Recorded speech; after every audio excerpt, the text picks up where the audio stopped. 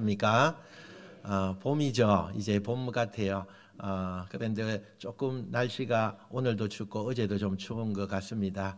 그래도 봄의 향기가 많이 이렇게 피어오르는 것 같습니다. 거리에는 벚꽃도 좀 핀 것 같고요. 또 무엇보다도 여러분의 얼굴이 환하게 꽃이 된 것 같습니다. 너무 좋은 것 같고, 또 하나님께서 이 계절에 또 하나님을 잘 섬기는 저와 여러분이 되시길 축원합니다. 오늘 저는 사도행전 이야기를 나눌 건데요. 오늘 본문의 내용은 이런 겁니다. 그림을 한번 볼까요? 베드로와 요한이 성전에 올라가게 됩니다. 그런데 성전 그 입구에 보니까 어떤 한 안전뱅이가 그냥 잘 걷지를 못하니까 이제 좀 구걸하는 그런 한 안전뱅이가 있습니다. 그런데 이 지체장애인을 나사렛 예수의 이름으로 고쳐줍니다. 사람들이요 그걸 보고 깜짝 놀랍니다. 어떻게 평생을 장애인으로 또 앉아서 안전뱅이로 살던 이 사람을 나사렛 예수의 이름으로 일어나라 그렇게 명령을 하자 그가 벌떡 일어났다는 겁니다. 그리고는 건강을 되찾고 그것을 보는 사람들도 너무 충격적이고 너무 기적이 일어나는 것을 보고 놀랐다는 거예요. 이때 두 사도가 사람들에게 이렇게 외칩니다. 여러분, 이것은 제가 한 일이 아니라 베드로 요한의 능력이 아니라 십자가에서 죽으시고 십자가에서 다시 죽은 다음에 살아나신 예수님이 하신 일입니다. 그리고는 예수님을 정언하기 시작했어요.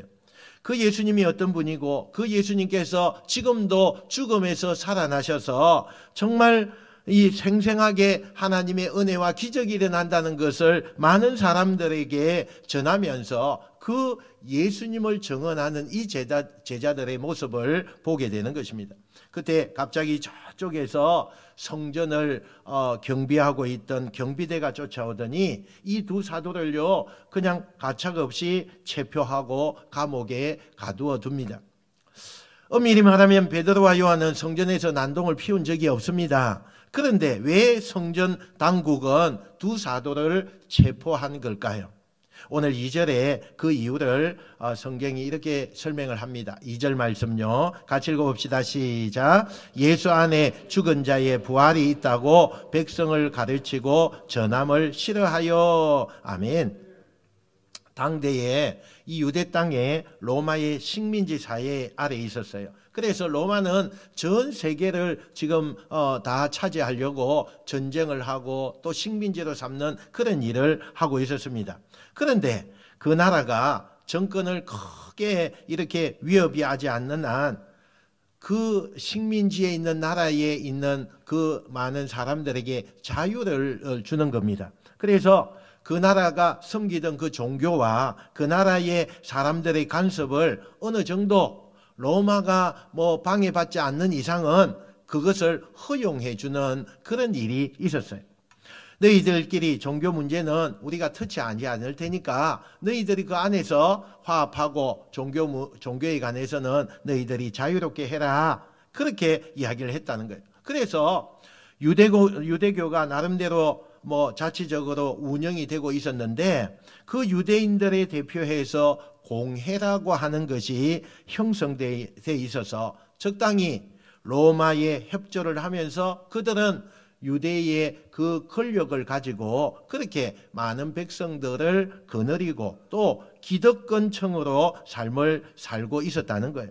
그런데 어느 날 저 갈릴리에서 젊은 청년 나사렛 예수라고 하는 사람이 등장하면서 그 종교의 기득권을 누리고 있는 사람과 그리고 예수님과 충돌하기 시작한 거예요. 그러면서 사사건건 젊은 예수와 이 공회원들 중심으로 유대교의 전통적인 율법을 중시하는 유대교 사람들과 갈등과 마찰이 계속 생기면서 그 갈등의 끝은 뭐냐? 그 예수를 십자가에 못 박게 만들었다는 거예요. 그들이 생각했을 때 저 예수만 죽으면 우리가 다시 평화를 얻고 우리의 기득권이 예전처럼 누리고 승리할 수 있다 이렇게 생각을 하게 된 거죠. 그래서 그 예수를 십자가에 정혈했는데 지금 오늘 우리가 사도행전에 뭐가 등장해요? 예수보다 더 독한 것들이 등장을 했다는 거예요. 예수보다 더 독한 것들이 나왔어요.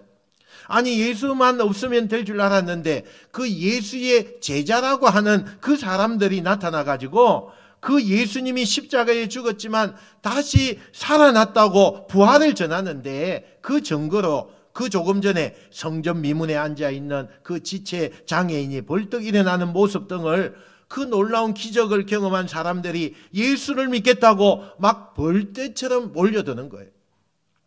성경에 보니까 베드로가 설교했을 때 5,000명이 예수 그리스도를 믿겠다고 자원을 했어요.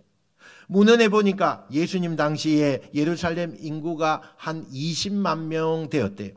근데 남자의 숫자만 5,000명이 예수님을 믿겠다고 했으니까 보통 그 사람이 가장이고, 그러니까 각 가정에 가면 뭐 자기 부인도 있고 아이들도 있고 하니까 한 집에 4명만 이렇게 기준으로 해도 2만 명 정도가 지금 예수를 믿는 거예요.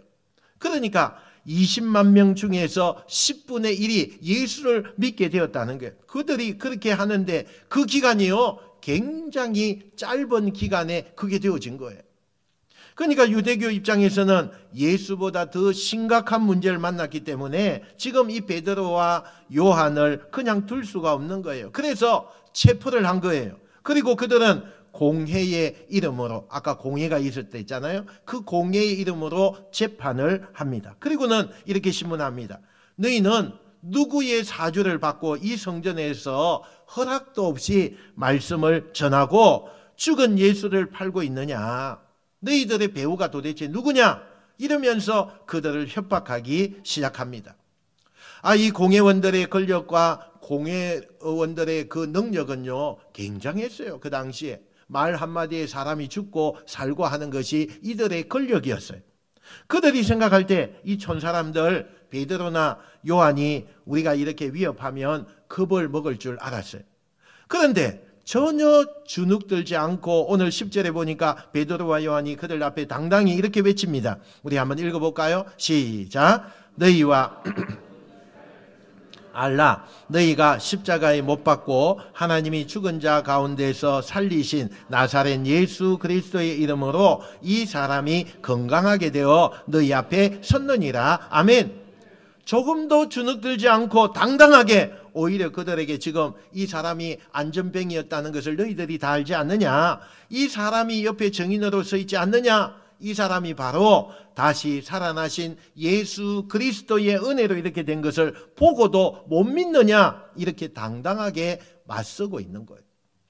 공회원들은 이 베드로와 요한이 보니까 너무 당당하니까 죽이고 싶었어요. 스스로 내가 고침받았으니 내가 증인입니다 라고 하는 이 성전 미문의 그 안전뱅이가 그 옆에 딱 서 있고, 또 저 바깥에는 지금 이 재판을 지켜보기 위해서 무려 수많은 군중들이 그 재판에 집중하고 그 베드로와 요한을 응원하려고 모여 있는 거예요. 그러니 만약에 잘못 재판을 했다가는 이 군중들이요, 그것을 들고 일어나서 얼마나 이 나라가 시끄럽게 되고 결국에는 로마에 피해를 주니까 그것이 자기의 책임으로 돌아온다고 생각을 하게 된 거예요. 그래서 다시 공회원들이요, 의논을 하고 이들을 어떻게 할 수가 없겠다. 그냥 금만 주고 이들을 풀어주자. 그리고 다시는 성전에서 오늘 같은 일을 하지 말라라고 경고하고 그들을 풀어줍니다. 이 이야기 속에서 여러분 한번 생각해 보십시오. 그 무시무시한 공회원들 앞에서 당당하고 용감했던 이 베드로와 요셉의 모습은요, 사실 당연할 수 없는 그런 상황이었어요. 왜 당연할 수 없는 장면이냐? 지금 그들이 재판을 받고 있는 이 자리는요, 자신들에게 엄청난 트라우마가 있는 그 자리였어요. 얼마 전에요, 바로 그 자리에서 예수님이 밤새도록 모진 폭력을 당하고 고문을 당하고 그 자리에서 죽음을 당했던 그 자리, 그들이 지금 거기에 서 있었다는 거예요. 두 눈으로 똑똑히 보면서 너무 공포스럽고 무서웠던, 그래서 베드로는 그때 너무 겁을 먹어서 예수님을 3번이나 부인하던 그 자리에 지금 자기들이 서가 있었다는 거 아닙니까? 이 두 사람에게는 당시 사내들인 공회는 두렵고 무서워야 되는 게 맞는 거예요. 그런데 이 두 사람은 그 무시무시한 곳 앞에서 조금도 주눅이 들지 않는 거예요. 오히려 거침없이 예수를 전해요.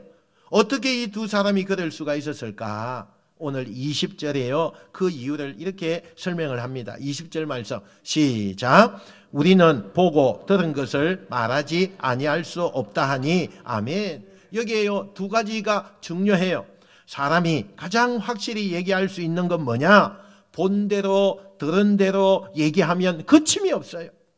가만히 그 얘기를 들어보면 보고 들은 대로 얘기하는 사람은요, 뭘 다른 게 필요가 없는 거예요. 내가 분명히 봤다, 내가 들었다, 그럼 그게 사실인 거예요.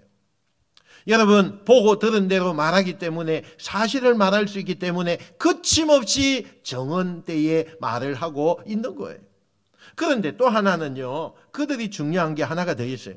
예수님이 죽으시고 부활하신 그 사이에 그들은 그 사건을 목격했어요. 예수님께서 부활하셨다는 이 사실에 날마다 그 사실을 잊지 않으려고 반복 훈련을 했다는 거예요. 여러분, 우리가 어떤 일에 정언이 되고 그 사건을 잊지 않으려면 제일 중요한 게 뭐냐? 반복 훈련이에요. 반복 훈련이에요.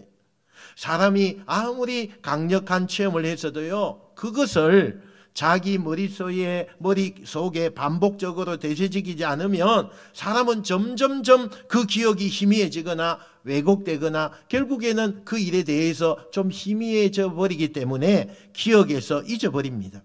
그런 의미에서 베드로와 요한은요, 예수님이 살아오신 그 공생애, 그리고 예수님의 그 죽음과 그 부활, 이 사건을 잊지 않으려고 매일같이 그들은요, 반복 훈련을 했다는 거죠. 그러니까 그 사건이 좀 지난 이야기지만 날마다 그 사건을 어제 일처럼 오늘처럼 잊지 않으려고 날마다 그 사건을 떠올리고 그 사건의 의미를 되새기고 반복하다 보니 그 사건이 일어난 지 시간이 지나도 여전히 자신들이 그 사건이 지금 일어난 사건처럼 선명하게 생각을 했다는 거예요. 저는 오늘 우리가 이 시대에요, 예수님이 부활하셨다는 것을 정언하기 위해서 꼭 필요한 삶의 원칙이 뭐냐? 저나 여러분이요, 반복 훈련으로 자신감을 가져야 된다는 거예요. 반복 훈련을 해야 된다는 거예요. 여러분, 인간은 망각의 본능을 가지고 있어요. 이 망각의 본능과 맞서고 세상의 험한 풍파와 맞서서 우리가 이기려면 항상 기억해야 돼요.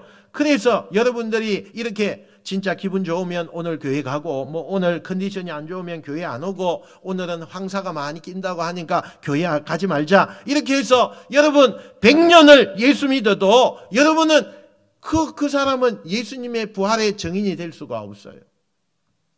날마다 매주마다 이곳에 오셔서 예배하고 예수 그리스도가 나의 구주이심을 또 기억하고 또 고백할 때 여러분은 부활의 증인이 될 줄로 믿습니다. 한번 따라합시다. 복음의 반복 훈련을 시작합시다. 한 번 더 하겠습니다. 복음의 반복 훈련을 시작합시다. 할렐루야, 할렐루야. 여러분, 부활의 증인이 된다는 것은요, 그냥 되는 게 아니에요. 내가 그만큼 피나는 노력을 해야 되고, 그 복음이 내 복음이 돼야 되고, 그 부활이 내 부활이 되는 거예요. 그래야만 우리가 증인이 될 수 있어요. 할렐루야. 여러분, 이 베드로와 요한은 큰 위기를 넘긴 거 아닙니까? 결국은 그 무시무시한 기득권인 그 공회원의 싸움에서 베드로 요한이 이긴 거예요. 그러면 보통 사람들은요, 이렇게 큰 일을 한번 겪고 나면 어깨에 힘이 딱 들어가가지고, 내가 말이야, 그때 내가 이번 이 공회원들 맞짱 떠서 우리가 이겼잖아. 우리가 박살내고 왔잖아. 들어봐. 니들 말이야, 들어봐.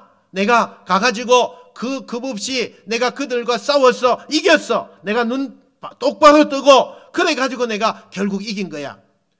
사람은요, 어떤 성리를 하고 열매를 얻으면 그 일에 자신을 가지게 되고 무용담을 자랑하고 다니고 싶어하는 마음이 내 마음속에 가득 차다는 거예요.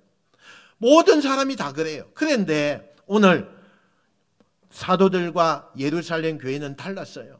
어떻게 달랐느냐? 33절 말씀 이렇게 써 있죠. 한번 읽어봅시다. 시작. 사도들이 큰 권능으로 주 예수의 부활을 증언하니. 아멘. 우리가 하면 안 되는 게 없어. 이렇게 자기들의 힘을 자랑하지 않고 여전히 그들은요, 그런 어려움을 겪고 나서도 예수의 부활을 증언하는 일에 힘을 다했다는 거예요. 그러면서 오늘 뒤에 나오는 32절 이후의 내용이 뭐냐? 그 사도들이요, 목회하는 예루살렘 교회 성도들이 어떻게 신앙생활을 하는지 그것에 대해서 소개하고 있습니다. 자기 것을 나누고 서로를 도와주고, 그리고 약자들, 소외당한 사람들, 이런 사람들을 위로하고, 그동안은 내가 주인공이 돼야 되고 내가 이겨야 되고 이 경쟁의 프레임에서 내가 살아나야 되는 이 세상의 방식으로 살았던 그들이 예수님의 다시 살아나는 그 부활의 그 모습을 목격하고 나서는 어떻게 살아요? 세상과 전혀 다른 삶을 지금 거꾸로 살아가고 있는 거예요. 그 공동체에 그 사람들이 들어올 때면 나보다 못한 사람을 높여주고, 내가 좀 가진 게 더 있으면 그들에게 더 나누어 주고, 없는 사람들이 있으면 그것에 없는 것을 필요를 채워주고, 세상에서는 있을 수 없는 일이 교회 안에 일어나고 있었다는 거예요. 세상에서는 승리를 확신할수록 자기 자랑이 커지는 게 상식인데, 왜 예루살렘 교회들은, 그 교인들은 예수님이 세상을 이겼음에도 불구하고 더 믿을수록 반대로 자기 자랑은 줄어들고 사랑과 나눔이 커졌을까? 무엇이 예루살렘 교인들의 삶을 세상과 다르게, 과거와 다르게 이렇게 변화시켰을까? 오늘 성경의 예루살렘 교인들도 저는 이런 마음이 있었다고 생각해요. 앞에서 본 것처럼 지금 그 사도들이요, 예수님의 부활을 전하고 우리가 힘내고 용기를 냅시다 이렇게 전했을 때 교인들이 그 이야기를 듣고 은혜를 받으면서 예수님이 너무 좋은 거예요. 야, 정말 우리가 알고 있는 세상의 종교와는 너무나 달라. 죽음을 이기시고 부활하시고, 그리고 그 예수님이 너무 좋은 거예요. 그러니까 이 예루살렘 교인들이 그 예수님이 너무 좋으니까 마치 오빠 부대, 오빠 하는 것처럼, 오빠 부대처럼 예수님이 자신들에게 팬이 된 거예요. 팬이 됐어요. 이때부터 진짜 예수님이 너무 좋으니까, 예수님이 진짜 팬이 되니까 예수님이 하는 모든 것을 따라가기 시작하는 거예요. 따라가기 시작해요.